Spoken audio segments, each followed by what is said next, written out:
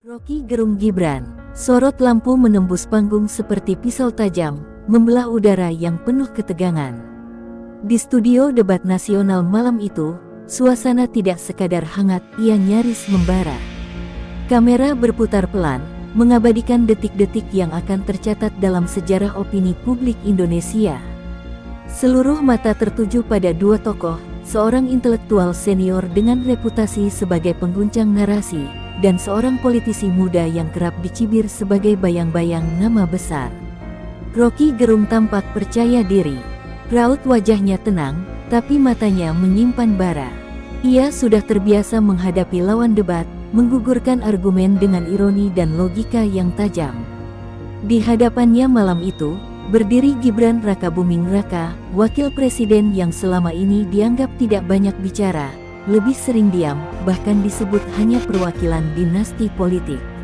Tapi malam itu, yang berdiri bukan sekadar anak presiden, melainkan seorang pemimpin muda yang membawa sesuatu yang berbeda, sikap tenang yang mengancam, ketegasan yang tak bersuara nyaring.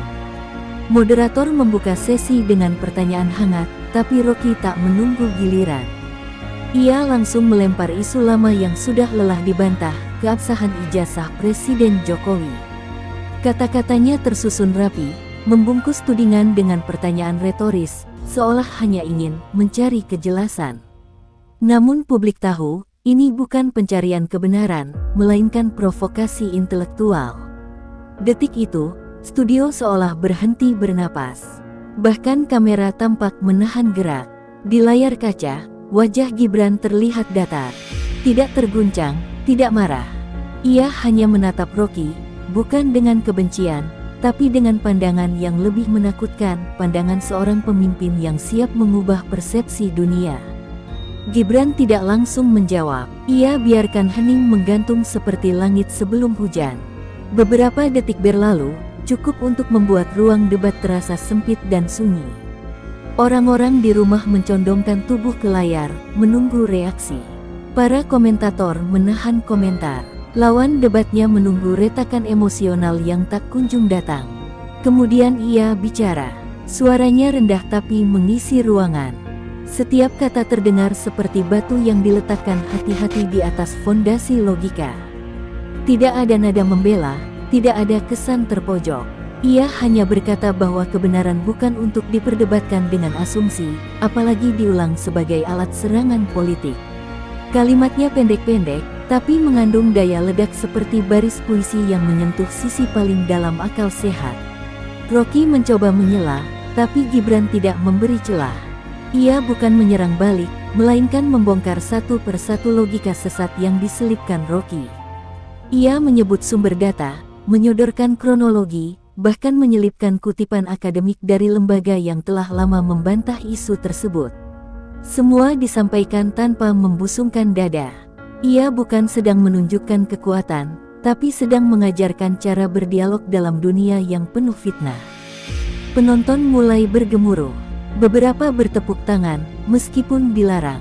Di media sosial, potongan-potongan video mulai bertebaran, meski acara belum berakhir. Di Twitter, tagar nama Gibran mulai naik perlahan.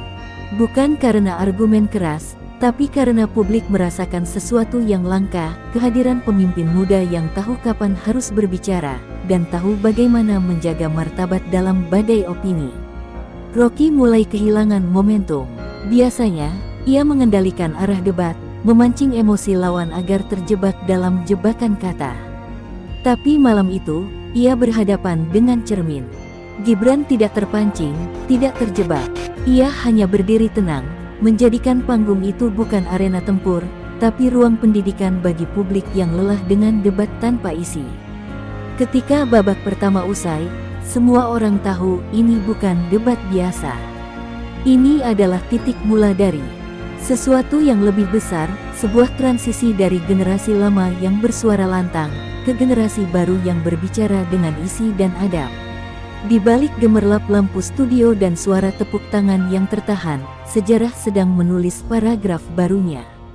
Debat malam itu belum berakhir, tapi sesuatu yang besar sudah bergeser.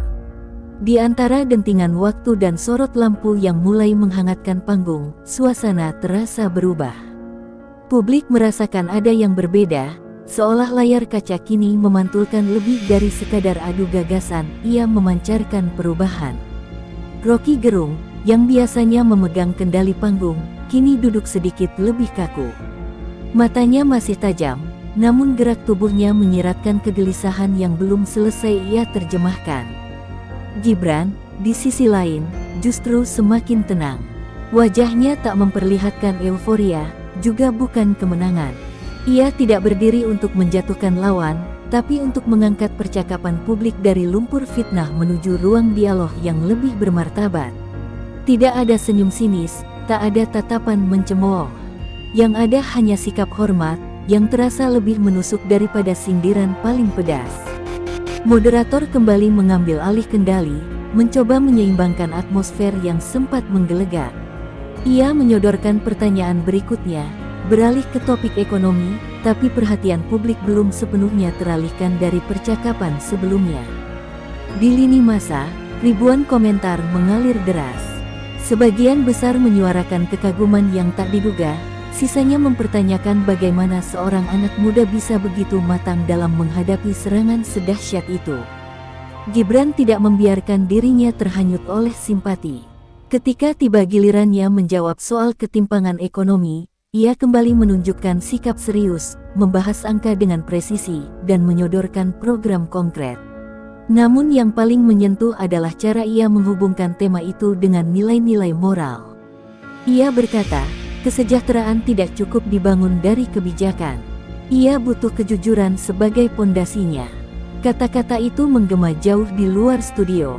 Mereka yang sebelumnya skeptis mulai berpikir ulang. Gibran tak sedang bicara untuk sekadar menjawab pertanyaan, ia sedang berbicara kepada nurani bangsa yang selama ini diseret dalam kubangan narasi destruktif. Ia tidak menyerang balik saat diserang, melainkan membungkus jawabannya dengan ketenangan yang membuat siapapun berpikir dua kali sebelum melontarkan tuduhan baru.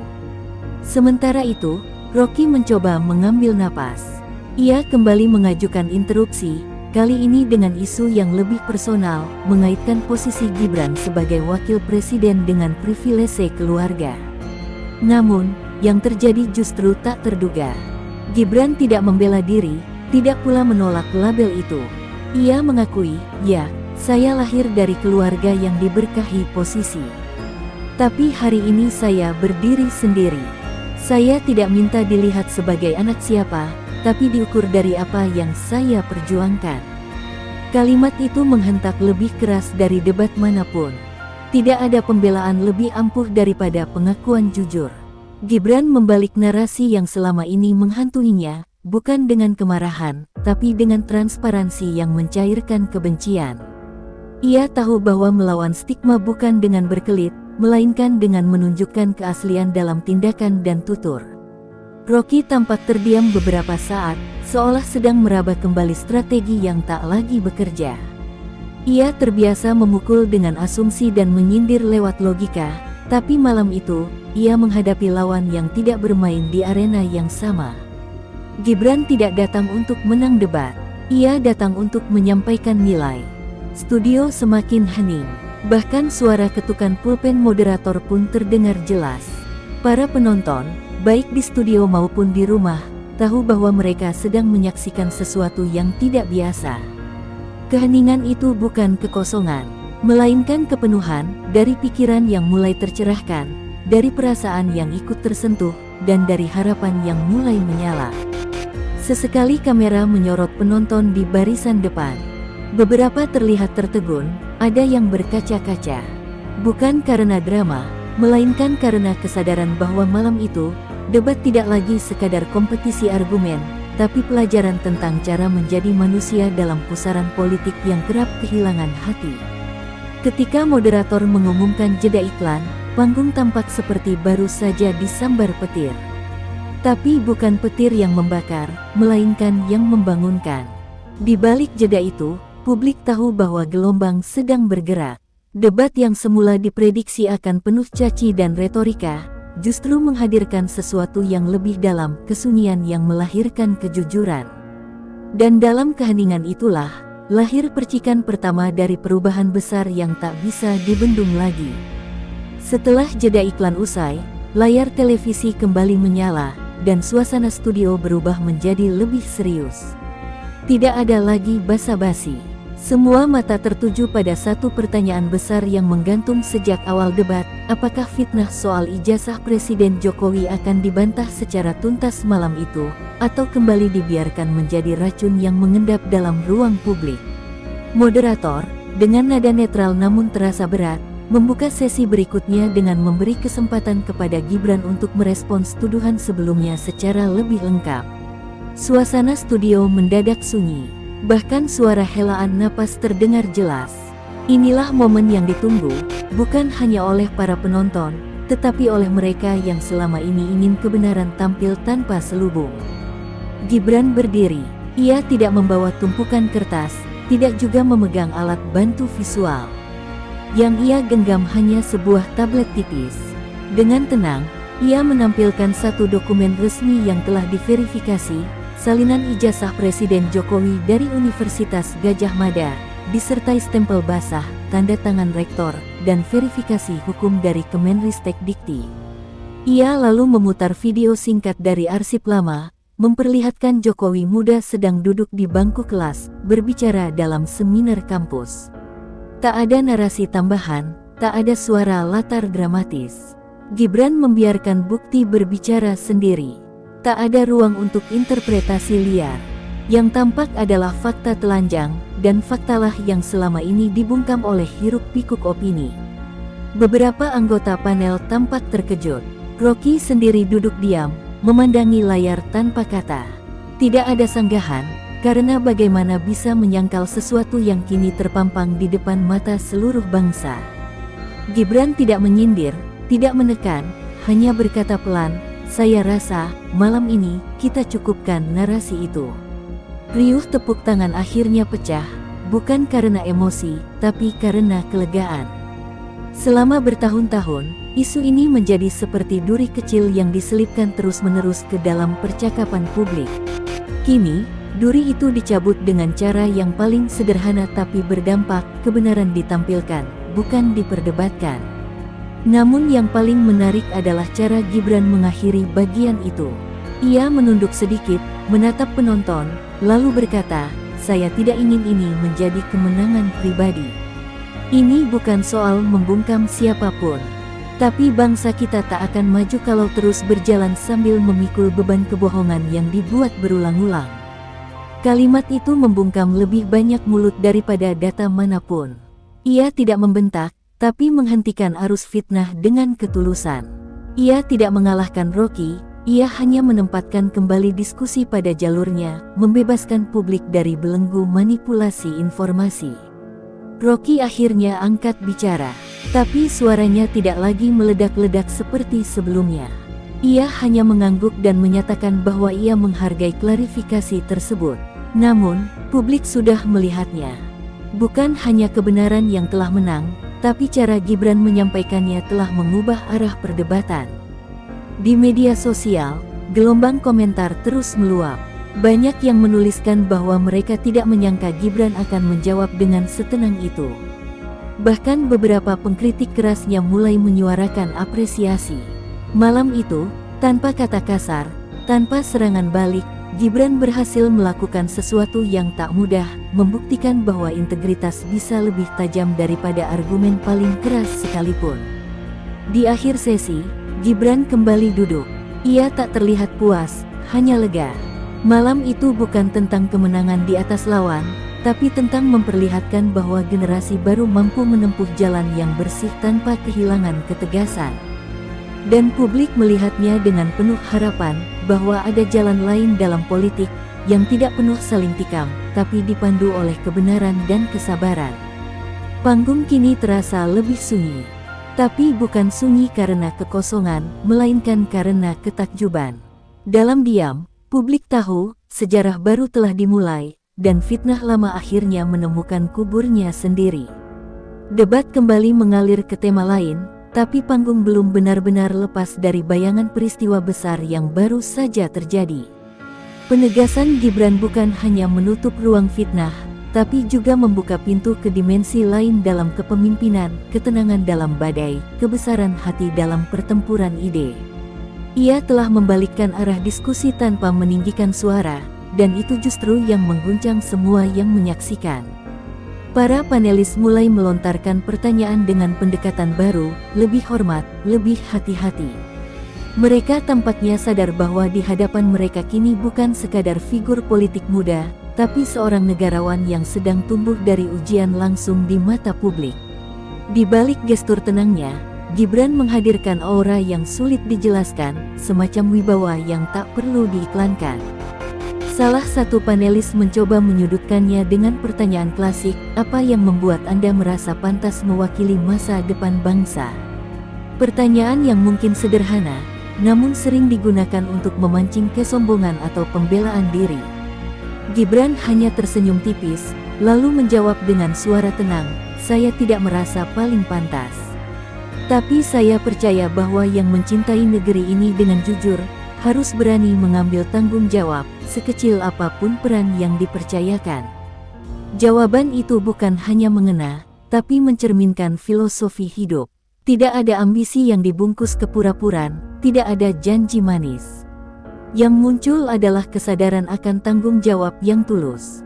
Penonton di studio terdiam, seolah mencerna bukan hanya kata-katanya, tapi niat yang menyertainya. Rocky tak lagi melontarkan serangan. Justru ia mulai mengajukan pertanyaan dengan nada berbeda. Ada semacam respek yang tumbuh, walau enggan diakui secara langsung. Ia bertanya tentang sikap Gibran terhadap kritik tajam selama ini, terutama dari kaum intelektual yang mempertanyakan kapasitas dan integritasnya. Gibran menjawab dengan elegan, kritik adalah bagian dari demokrasi. Jika hari ini saya ada di sini, mungkin karena banyak yang mengkritik, memaksa saya untuk tumbuh lebih cepat. Maka saya ucapkan terima kasih, bahkan kepada mereka yang menyakitkan. Kalimat itu menyentuh lapisan terdalam dari diskusi malam itu. Bukan karena manisnya, tetapi karena keberaniannya menerima luka sebagai bagian dari pembelajaran. Sorot kamera menangkap wajah Rocky yang tak bisa menyembunyikan ekspresi terkejut. Momen itu seolah membalikkan peran. Ia, sang pengkritik tajam, justru merasa diajarkan sesuatu, bahwa perdebatan tak harus berakhir dengan menang atau kalah, tapi bisa ditutup dengan saling memahami, walau berbeda pandangan. Debat yang semula dipenuhi ketegangan berubah menjadi forum yang menyentuh. Tidak ada lagi gesekan frontal. Justru yang muncul adalah semacam harmoni baru, lahir dari cara Gibran mengelola konflik menjadi ruang refleksi bersama. Sebuah elegansi yang tidak dibuat-buat, namun memancar dari cara ia berbicara, mendengar, dan merespons. Di luar studio, suasana pun berubah. Media-media besar mulai mengubah headline mereka. Bukan lagi tentang benturan dua tokoh, melainkan tentang cara baru dalam memimpin wacana. Masyarakat pun mulai membicarakan Gibran bukan sebagai anak presiden, tapi sebagai pemimpin muda yang mulai membentuk identitasnya sendiri, berakar pada akhlak, bukan hanya ambisi. Beberapa pengamat menyebut malam itu sebagai momen kristalisasi. Saat ketika sorotan politik yang biasanya penuh kebisingan justru diselimuti oleh ketenangan yang menggugah. Saat ketika kesantunan lebih kuat dari sorak-sorai, dan ketika jawaban yang halus ternyata mampu menggetarkan ruang publik lebih dalam dari orasi lantang. Ketika sesi debat ditutup, Gibran tidak mengangkat tangan kemenangan. Ia hanya menundukkan kepala, mengucapkan terima kasih kepada semua pihak, termasuk Rocky. Tidak ada euforia, yang tersisa hanya jejak dalam hati mereka yang menyaksikan bahwa politik malam itu tidak menampilkan pahlawan, tapi memperlihatkan harapan. Dan dalam harapan itulah, bangsa ini mulai melihat bukan hanya potensi, tapi kenyataan, bahwa elegansi bukan kelemahan, dan integritas bukan sekadar kata, ia adalah cahaya yang mampu menuntun langkah di lorong politik yang selama ini terlalu gelap. Pagi setelah debat itu, Jakarta seperti baru saja bangun dari tidur panjang. Di kedai kopi, kantor berita, grup WhatsApp keluarga, hingga ruang rapat strategis partai, nama Gibran mendominasi pembicaraan.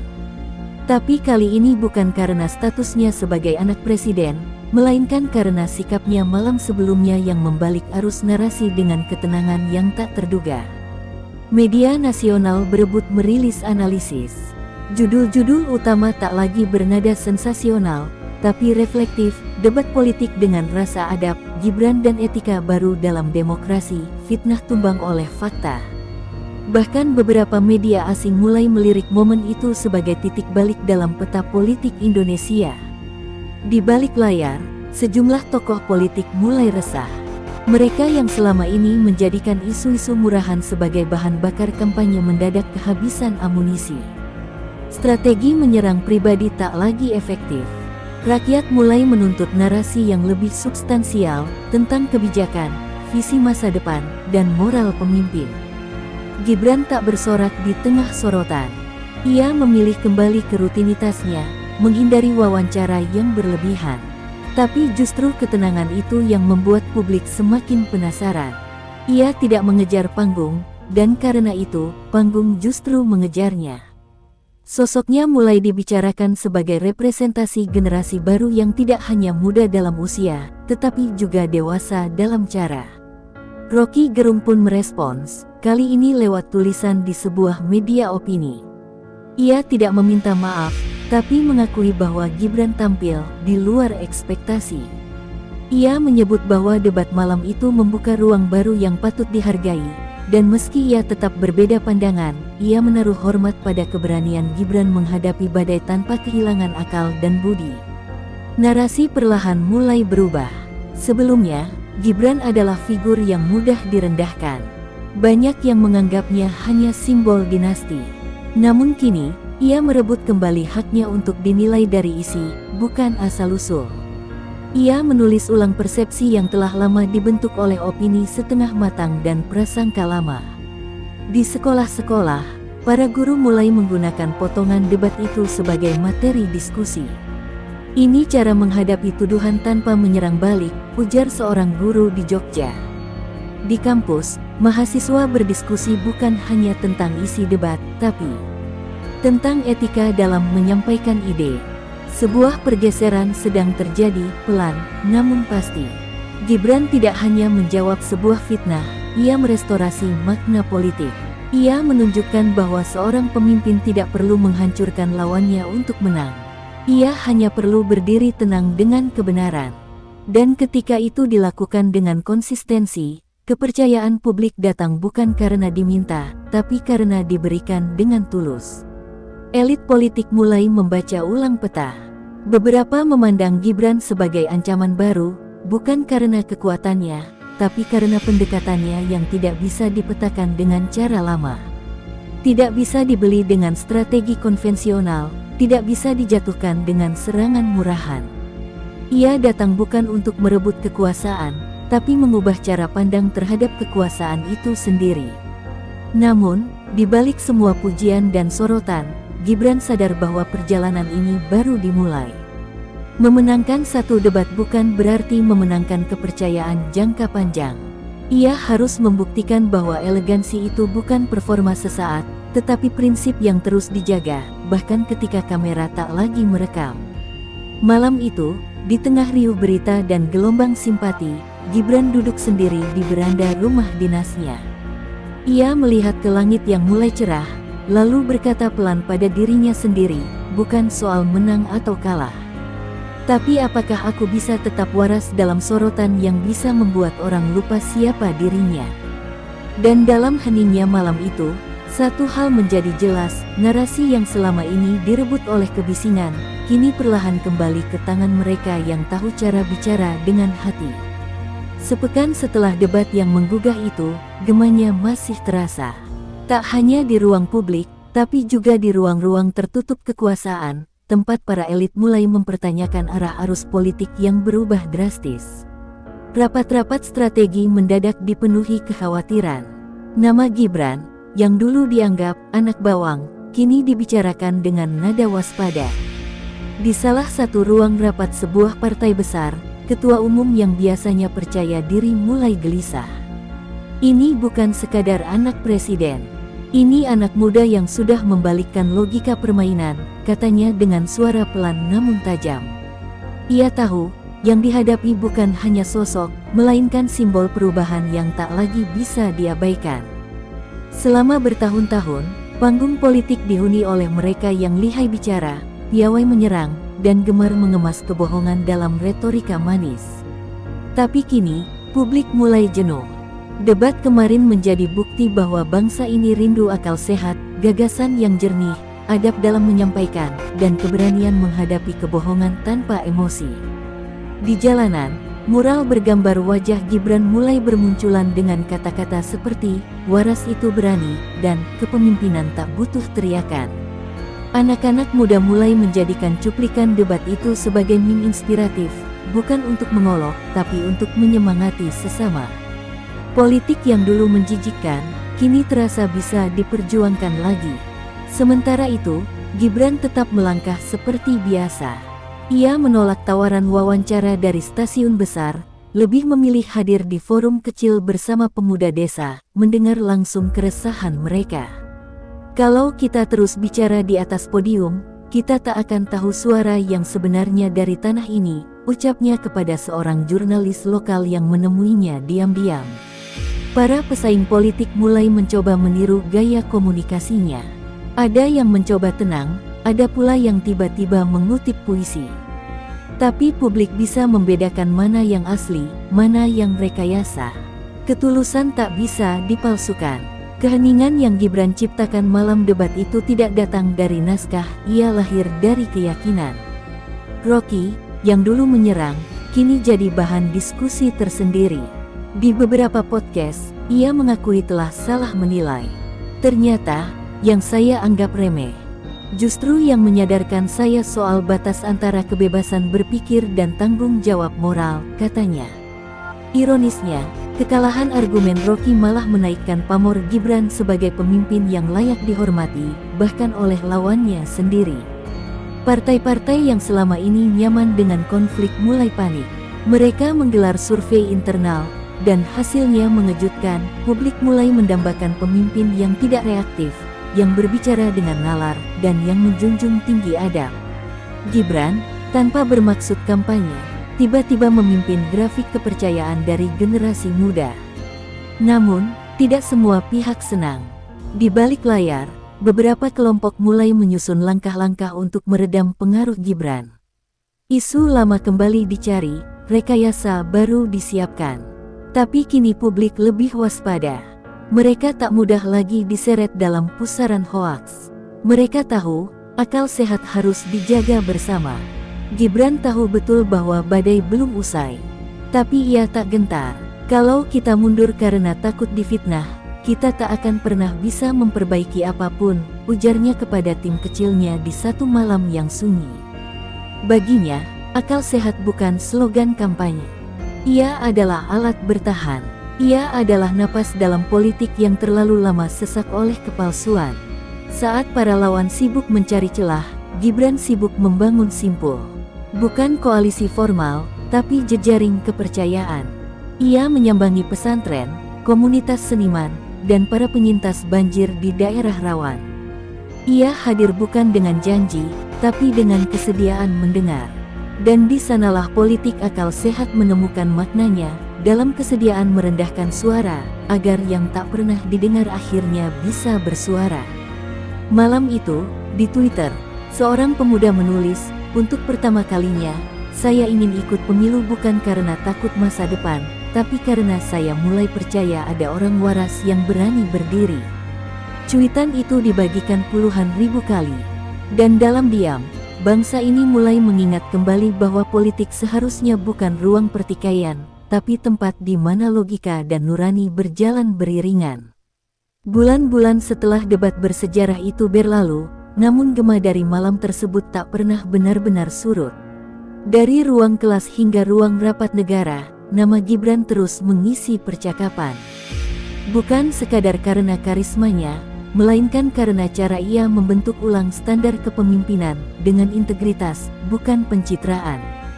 Rakyat perlahan mengalihkan pandangan dari retorika kaku para tokoh lama.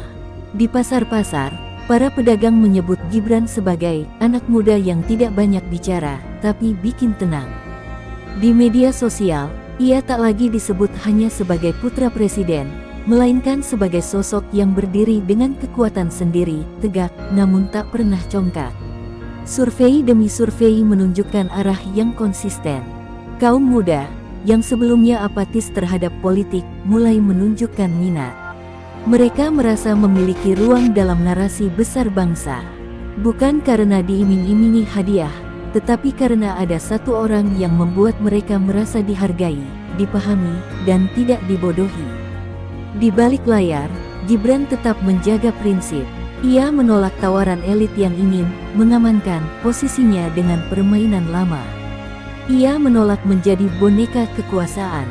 Kalau saya harus memilih antara jabatan dan kepercayaan rakyat, saya akan pilih yang kedua, ucapnya kepada tim terdekat dalam satu pertemuan malam yang tenang. Media, yang biasanya mencari sensasi, kini justru memberinya ruang reflektif. Wawancara yang tayang bukan tentang siapa musuh politiknya, tapi tentang siapa yang menginspirasi langkahnya. Dan Gibran selalu menyebut satu hal, saya tidak ingin jadi pemimpin besar. Saya hanya ingin tidak menjadi bagian dari kerusakan yang dibiarkan terlalu lama. Di sudut lain negeri, gelombang harapan muncul. Para relawan muncul bukan karena mobilisasi dana, tetapi karena dorongan hati. Mereka mencetak poster sendiri, membentuk forum diskusi, dan mulai memperkenalkan nilai-nilai akal sehat dan etika publik di lingkungan mereka. Politik berubah menjadi gerakan moral, bukan sekadar kompetisi kursi. Tak sedikit yang mencibir, mengatakan bahwa ini semua hanya tren sesaat. Tapi Gibran tak menggubris. Ia tahu bahwa kepercayaan rakyat bukan trofi instan, itu amanah yang harus dirawat setiap hari, lewat keputusan kecil yang jujur. Ia tak pernah mengklaim diri sebagai penyelamat, justru menyadari bahwa tugas utamanya adalah memastikan demokrasi tetap waras. Hari pengumuman calon presiden pun tiba. Di tengah sorotan dan euforia, Gibran berdiri di podium dengan sikap yang sama seperti malam debat, tenang, sopan, dan fokus. Ia tidak membakar semangat dengan slogan keras. Ia hanya berkata, saya tidak akan menjanjikan langit, tapi saya akan berjuang agar kita semua tidak terus hidup dalam kabut. Tepuk tangan tidak meledak, tapi melambung.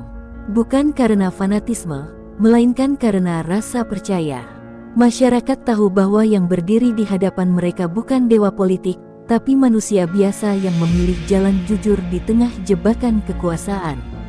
Para lawan yang dulu menyerang mulai mundur dengan terhormat. Mereka tahu pertempuran ini tidak lagi soal siapa paling keras berteriak, tapi siapa yang mampu berdiri tanpa menginjak yang lain. Politik Indonesia perlahan memulihkan diri, bukan dengan revolusi, tapi lewat keberanian untuk kembali ke akal sehat. Dalam waktu yang tidak lama, sejarah akan mencatat bahwa perubahan besar tidak selalu lahir dari kerusuhan atau pemberontakan. Kadang, ia datang dari satu malam debat, dari satu kalimat jujur, dari satu keberanian untuk bersikap waras ketika semua orang memilih marah. Dan ketika buku sejarah nanti ditulis, generasi berikutnya akan membaca bukan tentang seorang pangeran politik, tapi tentang anak muda yang membungkam fitnah dengan sopan santun, melawan ketakutan dengan keyakinan, dan menumbuhkan harapan dari reruntuhan kepercayaan. Di titik itu, bangsa ini sadar, seorang pemimpin baru telah lahir, bukan karena nama, tapi karena pilihan untuk tetap jujur dalam dunia yang letih oleh kebohongan.